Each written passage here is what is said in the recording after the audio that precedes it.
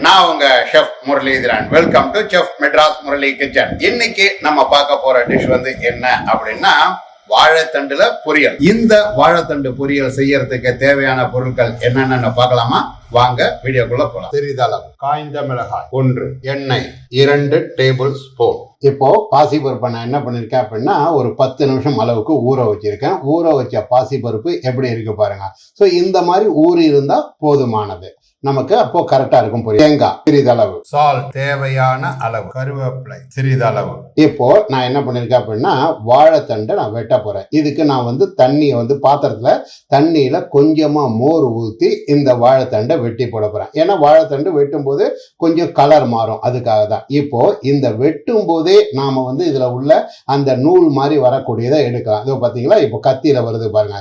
இத மாதிரி ஒரு பகுதியை நாம எடுக்கணும். இன்னொரு பகுதி பாத்திரத்துல மோரை போட்டு வெட்டி அதுல சுத்தி சுத்தி நாம நூல் எடுக்கணும். ஸோ 2 விதமா நூல் எடுத்தீங்க அப்படின்னா தான் அந்த இது கரெக்டா இருக்கும். இப்போ நான் என்ன பண்றேன், நைஸா வெட்டிக்கிறேன். இந்த மாதிரி வெட்டுறது வந்து உங்களுடைய விருப்பத்தை சேர்ந்தா, நீங்க எப்படி வேணாலும் ரவுண்டா வேணாலும் வெட்டிக்கலாம், நீட்டா வேணாலும் வெட்டிக்கலாம். பட் வெட்டும் போதே கொஞ்சம் சக்கை இந்த மாதிரி வரும், அதை நாம கிளியர் பண்ணணும். ஸோ இது ஒரு சில பேர் அருவாமனையில வெட்டும் போது என்ன பண்ணுவாங்கன்னா அந்த ஆள்காட்டி விரல்ல வெட்டி சுத்திக்கிட்டே வெட்டி அந்த அழுக்க எடுப்பாங்க.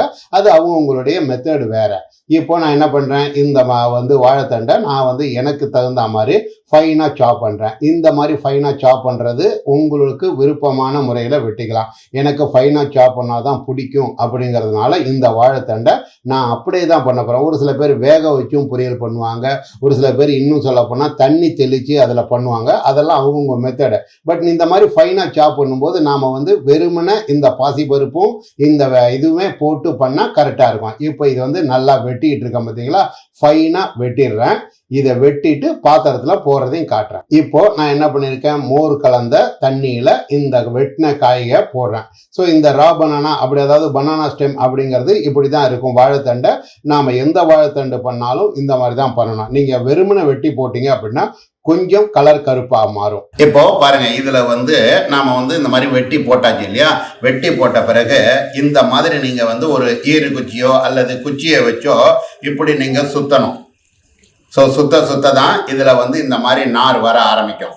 ஸோ இப்போ இதுல பாருங்க, இந்த நார் வந்திருக்கு. இந்த நார் வந்த பிறகு இப்படி எடுத்துருங்க. மறுபடி இதுல வந்து இவ்வளோ வந்து பொறுமையா கொஞ்சம் கொஞ்சமா பண்ணீங்க அப்படின்னா இந்த நார் அப்படிங்கிறது எல்லாமே இதுல வந்துடும். அதை தவிர நாம வெட்டும் போதும் நாம நார் எடுத்துடலாம். இதை பாருங்க, இப்போ மறுபடியும் உங்களுக்கு இந்த நார் அப்படிங்கிறது இதுல வந்துகிட்டே தான் இருக்கு பாருங்க. ஸோ இப்போ இதை ஃபுல்லா எடுத்துட்டு உங்களுக்கு நான் காட்டுறேன். இப்போ பாருங்க, நான் என்ன பண்ணிருக்கேன் அப்படின்னா நம்ம வந்து வாழைத்தண்டு பொரியல் பண்ண போறோம். இந்த வாழைத்தண்டு பொரியலுக்கு நான் என்ன பண்றேன், தேங்காய் எண்ணெய் ஊத்துறேன். உங்களுக்கு வேணும் அப்படின்னா சாதா எண்ணெயும் நீங்க ஊத்திக்கலாம், அது உங்களோட விருப்பம். நான் வந்து என்ன பண்றேன், ஒரு 2 டேபிள் ஸ்பூன் அளவுக்கு தேங்காய் எண்ணெய் ஊத்துறேன். இந்த தேங்காய் எண்ணெய் ஏன் ஊத்துறேன் அப்படின்னா அதனுடைய வாசனை அப்படிங்கிறது வாழைத்தண்டோட சேரும் போது நல்லா இருக்கும், அதுக்காக தான். இப்போ இந்த தேங்காய் எண்ணெய் சூடாகிறதுக்குள்ள எப்போதும் போல காஞ்ச மிளகா, ஒரு காஞ்ச மிளகாவை 2ஆ கிள்ளிக்கங்க.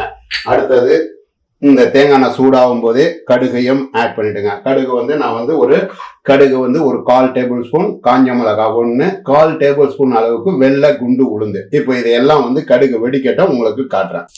இப்போ கடுகு நல்லா வெடிக்க ஆரம்பிச்சிருச்சு. இந்த வெடிக்கிற நேரத்தில் நான் என்ன பண்றேன், உளுத்தம் பருப்பு சேர்க்கிறேன்.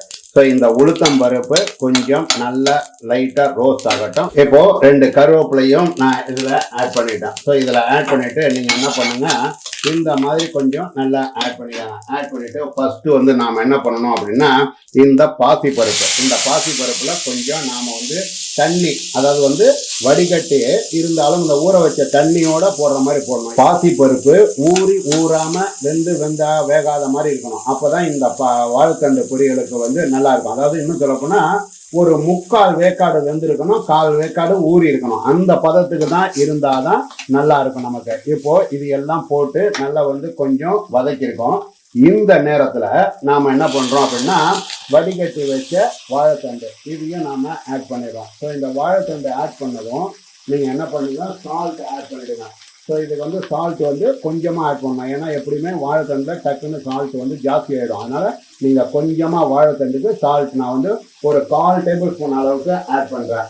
அதன் பிறகு வேணும்னா நம்ம பார்த்துட்டு ஆட் பண்ணிக்கலாம். இதில் உள்ள தண்ணியிலேயே நல்லா வேகும். நாம் என்ன பண்ணோம், அடுப்பை சிம்மு வச்சுட்டு லைட்டாக ஒரு மூடி போட்டு வேக வச்சோம் அப்படின்னா அதுலேயே அந்த பாசி பருப்பு ப்ளஸ் வந்து வாழைத்தண்டு வெந்துடும். இப்போ நல்லா வேகட்டும் காட்டுறேன். இப்போ பாருங்க, நான் என்ன பண்ணிருக்கேன் அப்படின்னா வாழைத்தண்டு கிட்டத்தட்ட ஆல்மோஸ்ட் ரெடி ஆயிடுச்சு. ஸோ சும்மா மேல வந்து லைட்டா, அதாவது வந்து ஒரு 1/4 பச்சை மிளகாவை நான் வந்து ஒரு கார்னிஷ் மாதிரி, அதாவது என்னன்னா பச்சை மிளகா காரமும் போட்டும் போடாத இருக்கணும். ஆல்ரெடி நம்ம காஞ்ச மிளகா போட்டிருக்கோம், அந்த காரமே போதுமானது. பச்சை மிளகா சும்மா மேல வந்து பார்க்க அழகா இருக்கும் அப்படிங்கிறதுக்காக ஒரு 1/4 பச்சை மிளகாவை லைட்டா வெட்டி இந்த மாதிரி நான் போட்டிருக்கேன். அதாவது என்னன்னா ரொம்ப ஃபைன் சாப் பண்ணிட்டு போட்டிருக்கேன். ஸோ இப்போ இதுக்கு வந்து வாழைத்தண்டு பொரியலுக்கு வந்து பச்சை மிளகா காரம் தேவை அப்படிங்கிறது நெசசிட்டியே கிடையாது. இருந்தாலும் நாம வந்து லைட்டா இருந்தது அப்படின்னா நல்லா இருக்கும். இப்போ ஆல்மோஸ்ட் வந்து வாழைத்தண்டு பொரியல் வந்து ரெடி ஆயிடுச்சு. இப்போ நாம என்ன பண்ணோம் அப்படின்னா எடுத்து வச்ச தேங்காய். ஸோ இந்த தேங்காவை நான் என்ன பண்றேன், இதுல ஆட் பண்ணிடுறேன். ஸோ தேங்காவை ஆட் பண்ணீங்க அப்படின்னா ரொம்ப டாப்பா அந்த வெள்ளை கலர் அப்படிங்கிறது தேங்காயும் வாழைத்தண்டும் சேர்ந்து வரும்போது ரொம்ப நல்லா இருக்கும். இப்போ பாருங்க, ஸோ இந்த தேங்காய் போட்ட பிறகு ரொம்ப போட்டு பெரட்டக்கூடாது. காரணம் என்னன்னா அந்த பொரியலுடைய கலர் அப்படிங்கிறது வெள்ளை கலர் மாதிரி இந்த தேங்காய் வந்து ஒரு மாதிரி வதங்கிடுச்சு அப்படின்னா நல்லா இருக்காது. அதனால வாழைத்தண்டு பொரியல் கிட்டத்தட்ட ரெடி ஆயிடுச்சு. இப்போ உங்களுக்கு டிஸ்பிளே காட்டுறேன் பாருங்க.